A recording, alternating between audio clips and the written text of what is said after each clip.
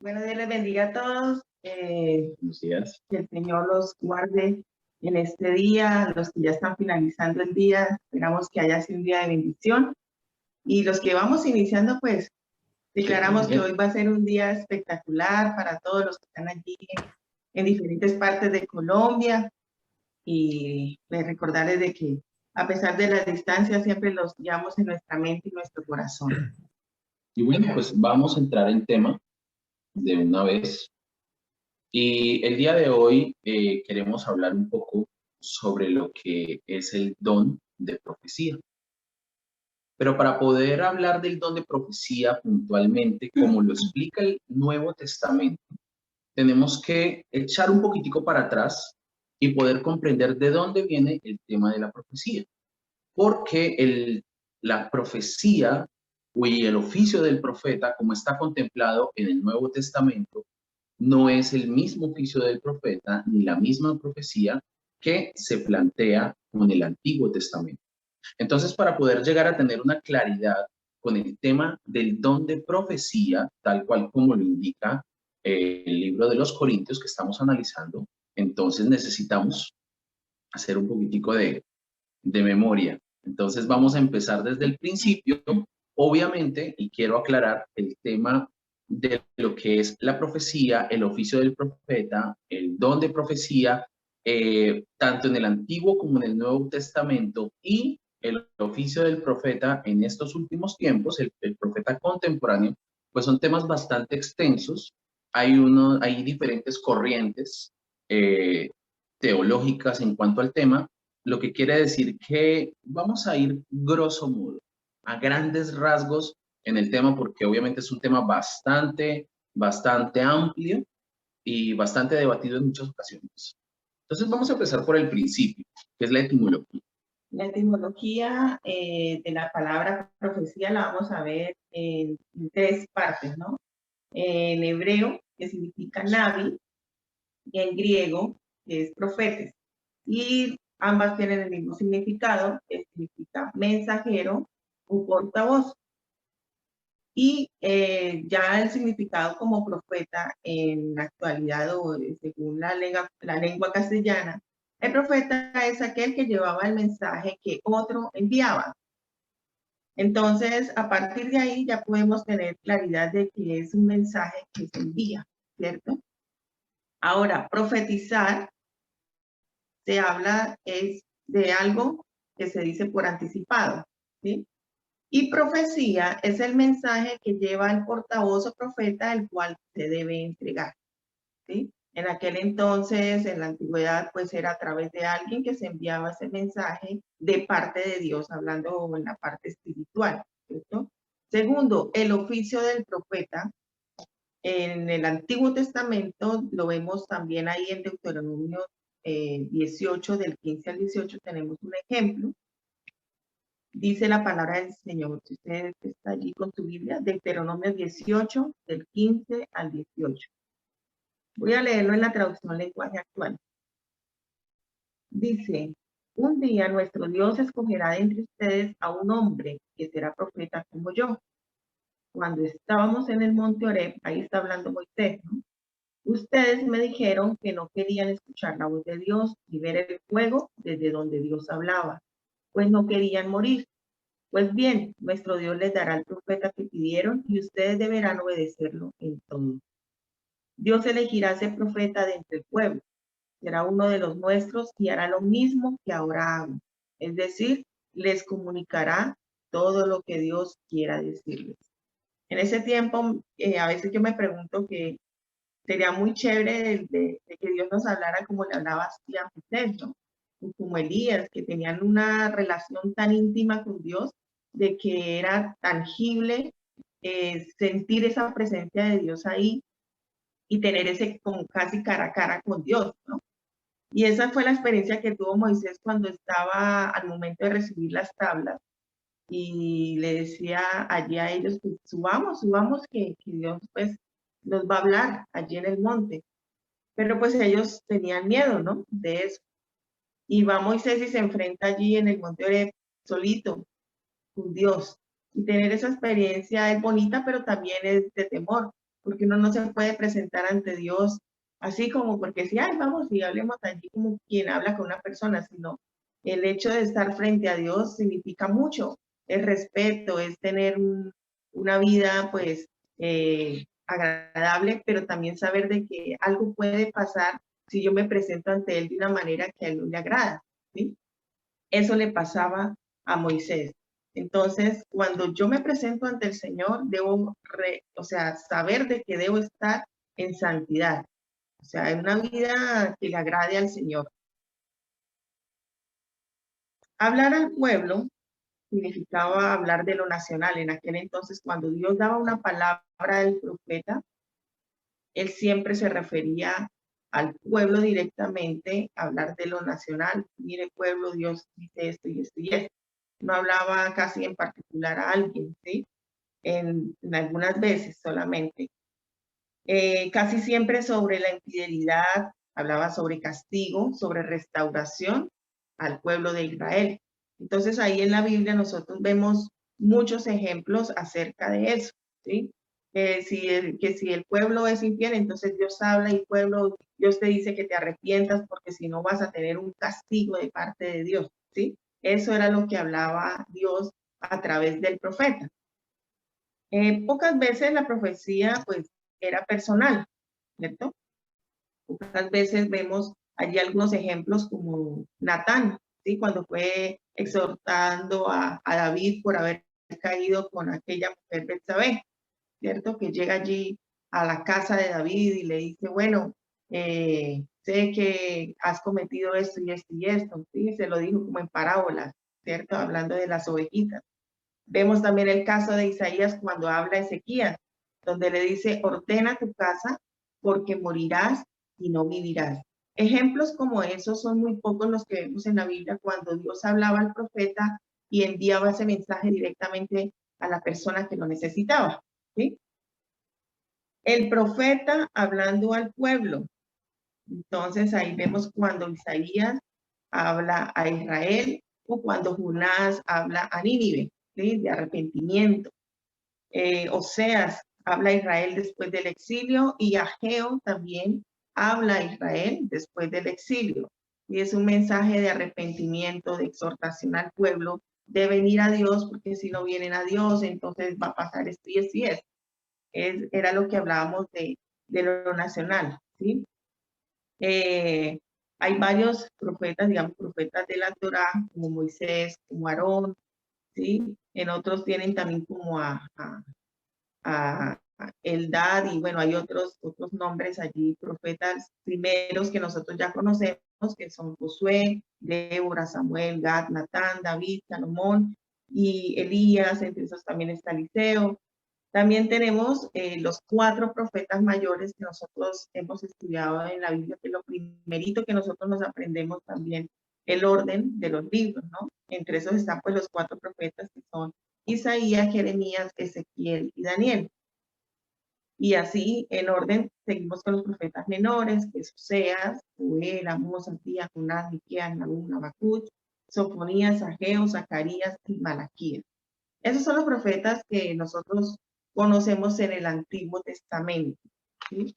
Ahora, si miramos Deuteronomio, allí donde estábamos situados, ahí mismo en Deuteronomio 18, pero del versículo 20 al 22 hay un ejemplo de cómo el profeta era castigado cuando se trataba de un profeta falso, ¿sí?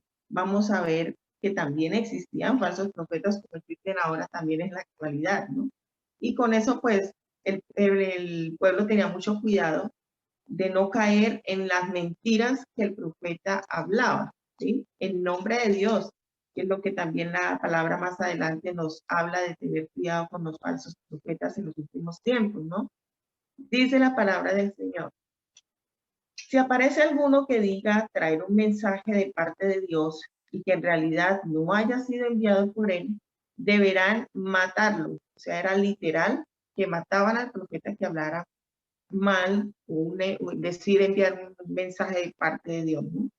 Los mismos deberían hacer con cualquier profeta que aparezca con mensajes de otros dioses. Ahora bien, Si ustedes se preguntan cómo saber si una persona trae o no un mensaje de parte de Dios, siga este consejo. Si el profeta anuncia algo y no sucede lo que dijo, será señal de que Dios no lo envió.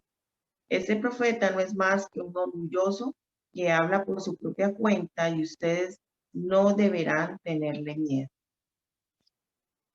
Eso ahí en la traducción lenguaje actual, si usted tiene la oportunidad de verlo.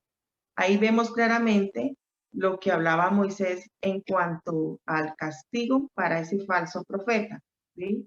Así hablar en nombre de Dios decía, ustedes deben analizar si es o no de parte de Dios, ¿sí? Cuando uno recibe un mensaje, uno sabe si realmente es Dios quien le está hablando o simplemente habladurías de esa persona, ¿cierto? En este tiempo se habla mucho de ese tipo de cosas que nos agradan, pero realmente no vienen de parte de Dios. Deuteronomios 13, del 1 al 5, encontramos un ejemplo de fidelidad de la profecía, si es real o falsa. Deuteronomios 13, del 1 al 5. Ahí mismo en la traducción lenguaje actual, dice la palabra de Dios. Si algún profeta viene y les dice que tuvo una visión o les anuncia que algo milagroso está por suceder y el milagro realmente sucede, tengan cuidado. Si luego los invita a adorar a otros dioses desconocidos, no le hagan caso.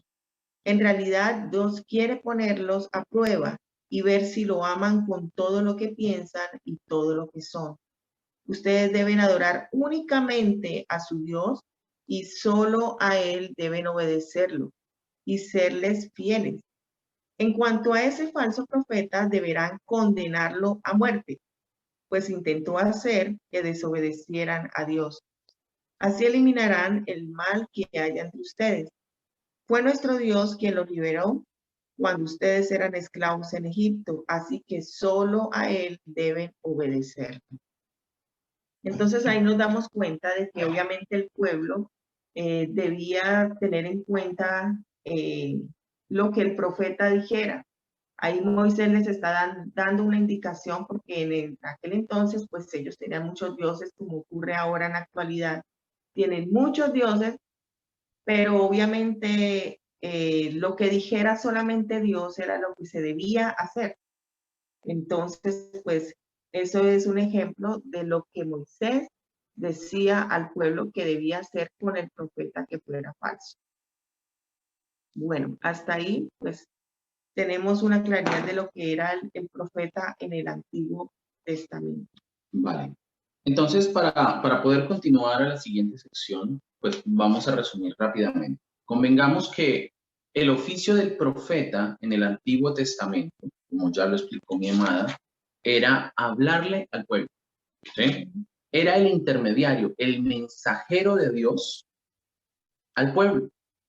Entonces, por eso es que la mayoría de los mensajes que ustedes encuentran en el Antiguo Testamento están hablando a lo nacional, al pueblo. Dile a mi pueblo tal cosa.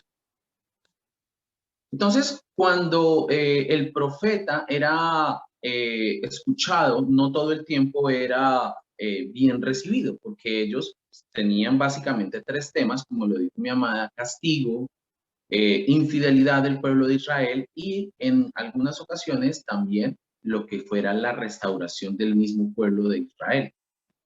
Ahora, el profeta pues no era cualquier persona, era una persona escogida por Dios para hablar al pueblo, tenía que tener unas características especiales.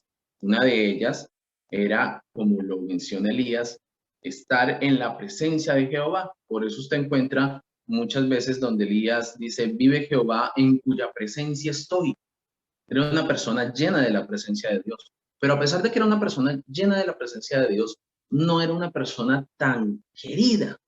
Entonces usted encuentra ejemplos como el mismo Elías, que por predicar la infidelidad de los demás pueblos y del mismo pueblo de Israel fue perseguido muchas veces, inclusive querían matarlo, Isabel. Encuentra también profetas como Jeremías, que él predijo y le habló al pueblo sobre lo que iba a ser la caída del reino del norte a manos de Babilonia. Fue lo que después se conocería como el exilio a Babilonia en el año 586. Por esta palabra que le dio al rey, Jeremías fue encarcelado. Entonces, cuando Jeremías trata de dar ese mensaje, pues él le dice, no, esa que usted está diciendo, esos son cuentos, esa vaina no. Entonces, ¿qué pasa? Lo encarcelan. Y después él va a tener su secretario, su asistente, que vamos a encontrarlo en uno de los libros apócrifos, es decir, Baruch.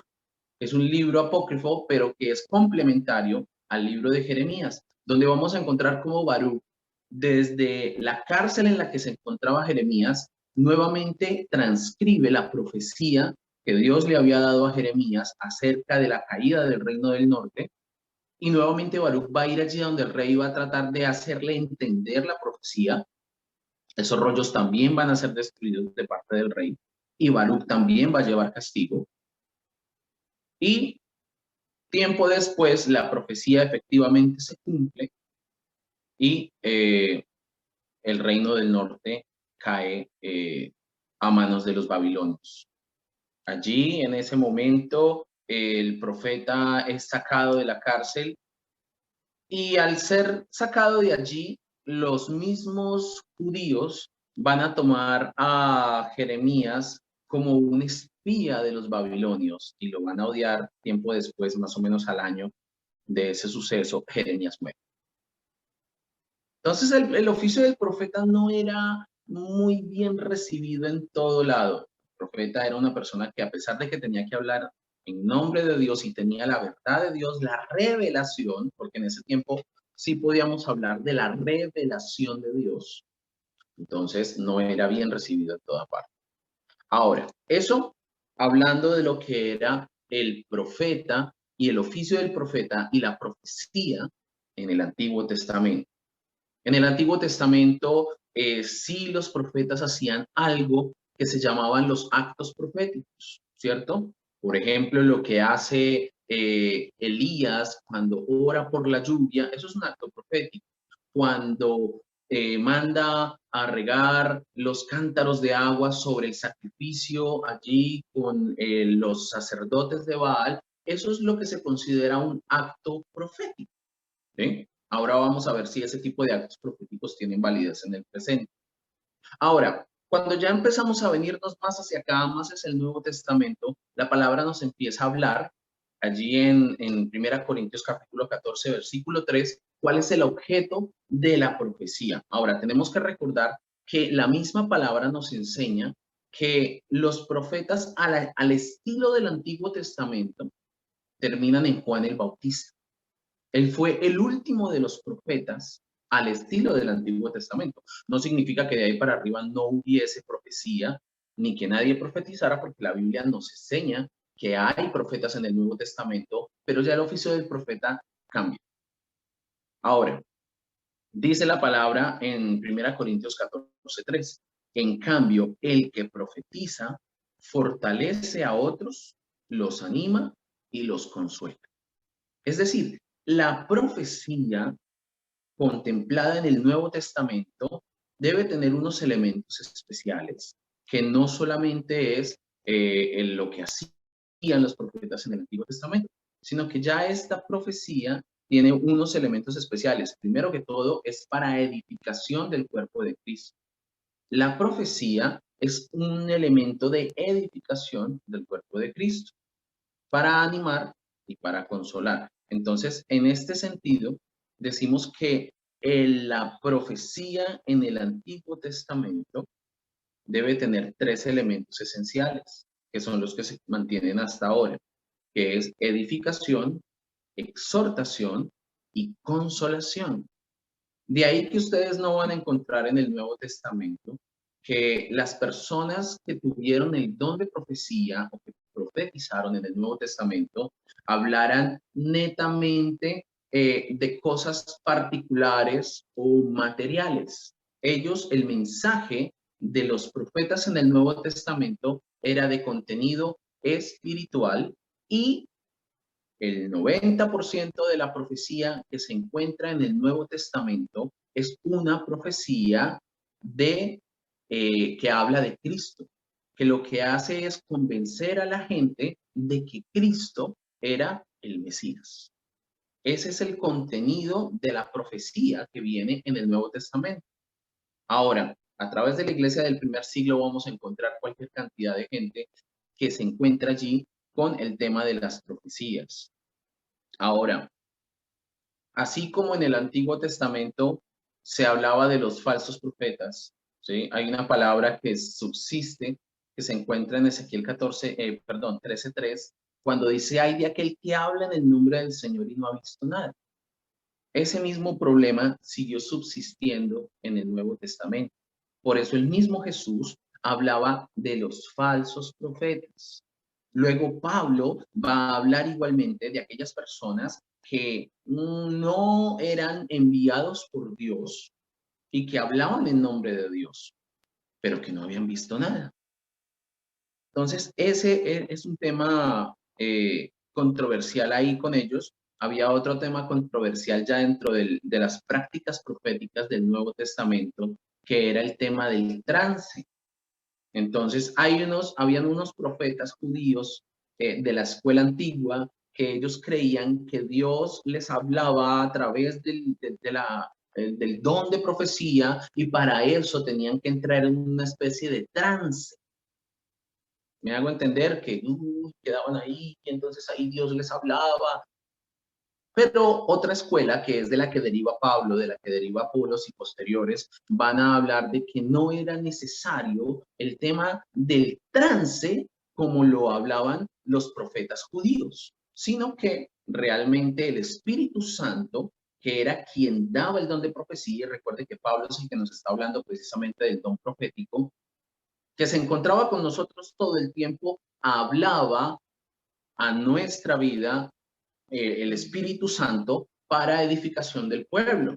Pero entonces las profecías que se sostienen en el Nuevo Testamento ya no van a ser profecías de nueva revelación, sino, como les decía, hasta el tiempo de Juan el Bautista, y posteriormente hubo profetas, personas que vieron más allá. Por eso decíamos que la profecía también era ver por anticipado, como Juan, cuando escribe el libro de Revelación o Apocalipsis. Él está teniendo una visión de lo que sería más adelante. Y así encontramos una cantidad de profecías en el Antiguo Testamento y en el Nuevo Testamento que se van a conocer teológicamente como profecías cónicas. Profecía cónica es aquella que tiene cumplimiento no solamente en un tiempo, sino en otros tiempos. Me explico.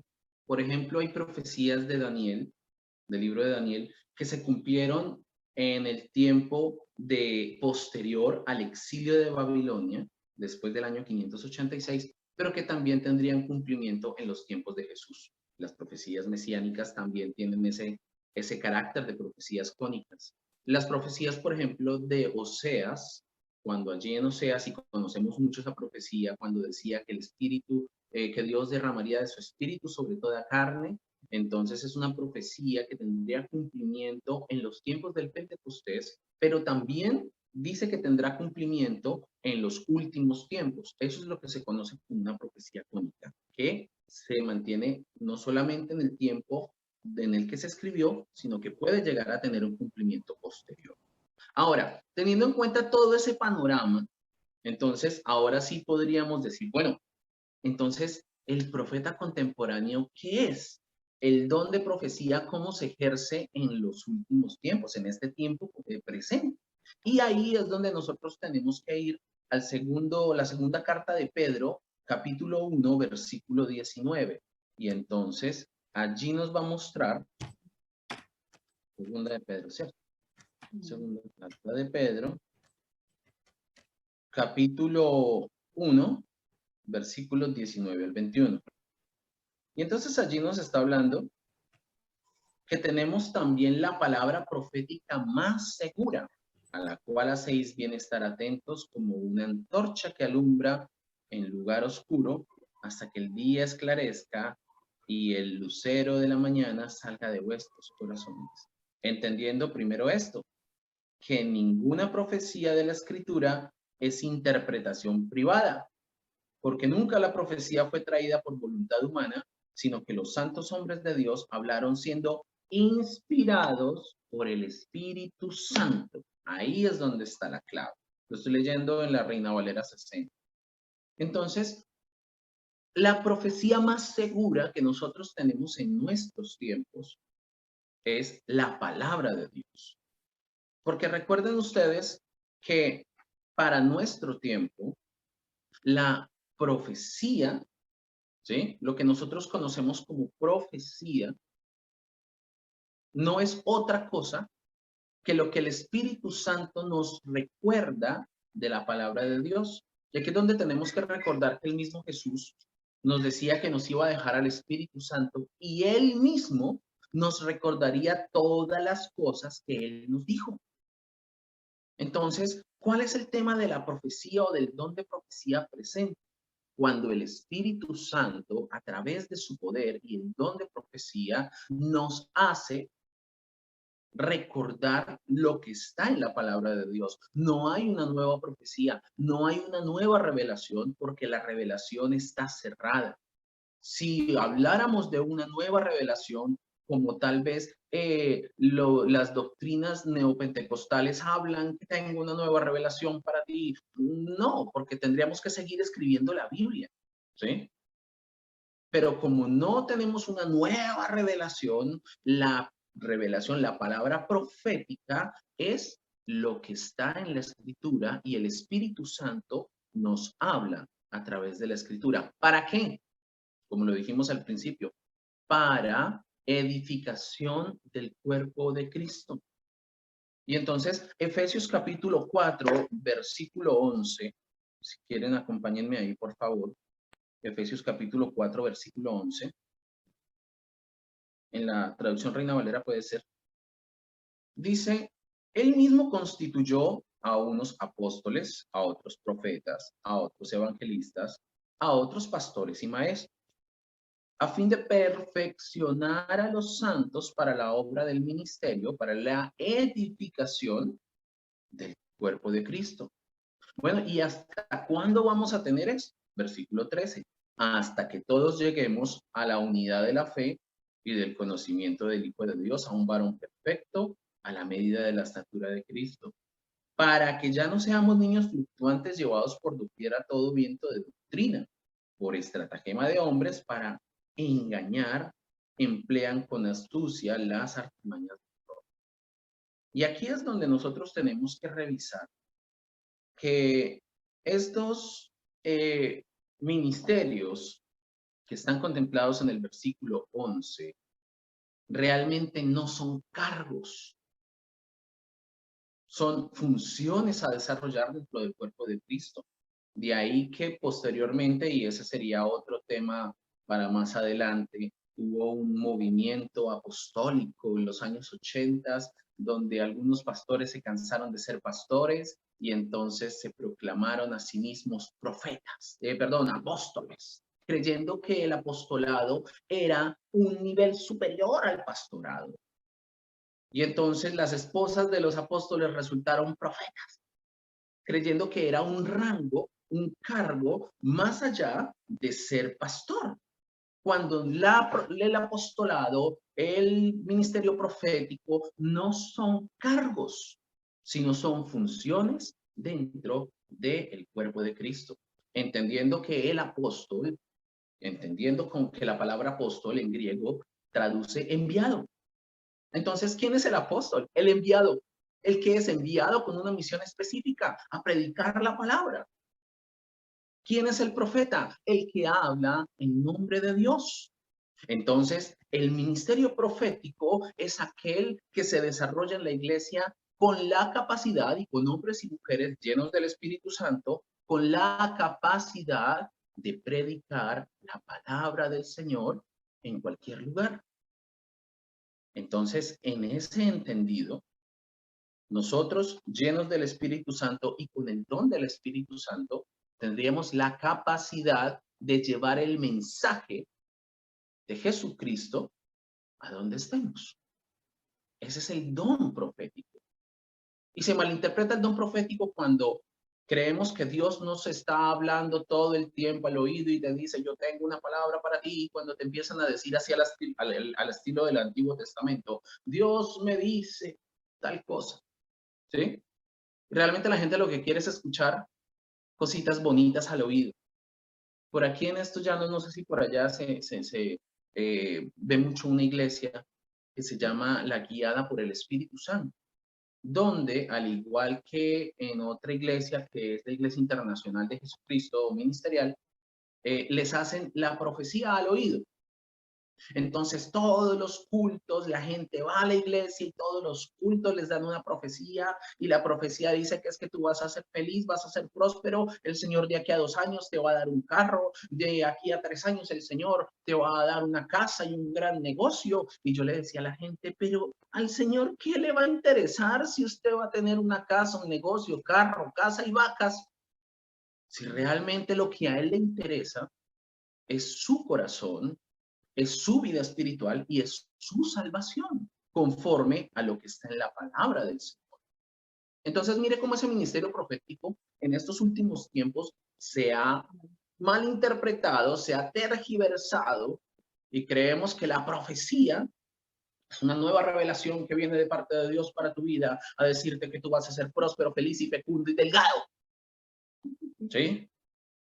Yo ya no creo en esa profecía. Y se malinterpreta el ministerio profético. La profecía, el oficio del profeta en el Nuevo Testamento y en el tiempo contemporáneo es aquel que lleva el mensaje de Jesucristo. Usted revisa cuál es el mensaje profético que se encuentra en el Nuevo Testamento y usted va a encontrar que eran hombres y mujeres hablando de Cristo y tratando de convencer a judíos y gentiles de que Jesús realmente fue el Mesías prometido, y hablando del amor y de la salvación de Jesucristo. Ahora, el oficio del profeta al estilo del Antiguo Testamento ya no existe. Por eso, los actos proféticos para este tiempo presente ya no aplican. Entonces usted encuentra en internet una cantidad de videos con gente haciendo actos proféticos y el pañuelo profético, y hace unos días veíamos un video de un pastor X, y estaba con su grupo de pastores y compraron un montón de pañuelos de colores. Entonces oraban por los pañuelos con su equipo de pastores porque iban a ser los pañuelos proféticos. Y cada hermano que tuviera un pañuelo de esos iba a profetizar la palabra. Yo decía, por ahí hay otra pseudo profeta que es así con nombre y apellido porque es falso profeta, que es Ana Méndez. Estaba vendiendo las pañoletas proféticas del león de Judá. Entonces eran unas pañoletas así, unas pashminas que llaman, con la imagen de un león. Y entonces decía que si tú compras la pañoleta y te pones la pañoleta, el poder del Espíritu Santo iba a venir sobre ti y tú ibas a profetizar. Y por aquí, por estos llanos, es muy común ver a esos predicadores que traen su bufandita con la bandera de Israel y no sé qué, y entonces la sacan y se la ponen cuando van a ministrar y golpean a la gente con su pañoleta creyendo que ahí es donde está el poder del Espíritu Santo. Y es todo el tema de los actos proféticos que en este tiempo no aplican. ¿Por qué? Porque así como ustedes han estado desarrollando este tema muy juiciosamente, nos damos cuenta que tanto los dones de palabra, como los de poder, como los de obra, son únicamente reservados y dados por el Espíritu Santo. ¿Qué somos ustedes y yo sin el Espíritu Santo? Nada. Nosotros lo único que somos canales por los cuales el Espíritu Santo obra. Nada más. Entonces, el don de profecía se resume en aquella facultad que el Espíritu Santo da de manera libre a cada persona que lo quiere, y que el Espíritu Santo lo da para que puedan hablar con elocuencia la palabra del Señor. Así como el evangelista en este tiempo es una persona que el Espíritu Santo le ha dado una capacidad especial para poder hablar de Cristo a otras personas, para evangelizar. Entonces esa persona que se sienta en el bus y perfectamente puede iniciar una charla con otra, y oiga, qué frío, ¿no? Tremendo. Y están en el bus y empieza una charla común y corriente, oiga, si es que este clima está tenaz. Inicia así, cuando se da cuenta tiene al otro de rodillas, recibiendo al Señor. No todos tenemos esa capacidad, no todos tenemos esa facultad, no todos tenemos ese don. Pero el Espíritu Santo lo da a cada quien de manera libre para que podamos ejercer el trabajo ministerial dentro del cuerpo de Cristo. Ahora, aquí en esto del don de profecía, y no solo del don de profecía, sino hablando en general de los dones del Espíritu Santo, hay dos corrientes contemporáneas, que es la del cesacionista, ¿sí? El cesacionismo, que son los que creen que los dones del Espíritu Santo ya cesaron, ya se acabaron, por eso se llama cesacionismo. Entonces, que no, que ellos ya cesaron, que ellos ya no, eso de los dones del Espíritu Santo, eso ya no vengan a hacer show. Hay otra corriente que se llama la del continuismo, que el continuismo cree que aún existen los dones espirituales. Ahora, tenemos dos líneas de continuistas. Los continuistas extremos, que son los que todo el tiempo tienen que estar diciendo es que vamos a hablar en lenguas, hoy vamos a cantar en lenguas, hoy vamos a profetizar, hoy vamos a hacer milagros, y entonces venga por milagro y ¿sí? Y los continuistas moderados, que personalmente creo que es la escuela en la que nos inscribimos nosotros, no lo puedo llamar doctrina porque realmente esto no pertenece a la ortodoxia, a los principios fundamentales de fe, pero es como la línea en la que nos inscribimos nosotros, que creemos que sí existen los dones del Espíritu Santo, pero que el que los da es el mismo Espíritu Santo en el momento en el que los quiere dar. Entonces, esa es como la línea del el tema de los dones espirituales, ¿cierto? Sin ser extremista, el continuista moderado. Y ya para finalizar, pues vamos a decir que 1 Corintios 14:29 nos habla precisamente de la profecía, del mensaje. Entonces, nos dice, asimismo, los profetas hablen y dos o tres, perdón, asimismo los profetas hablen dos o tres, y los demás juzguen. Miren lo que dice esa palabra, ¿sí? Entonces, aquí estamos precisamente diciendo, ¿cómo así? Es que nosotros no estamos para juzgar. La palabra me enseña que tengo que juzgar la palabra que escucho.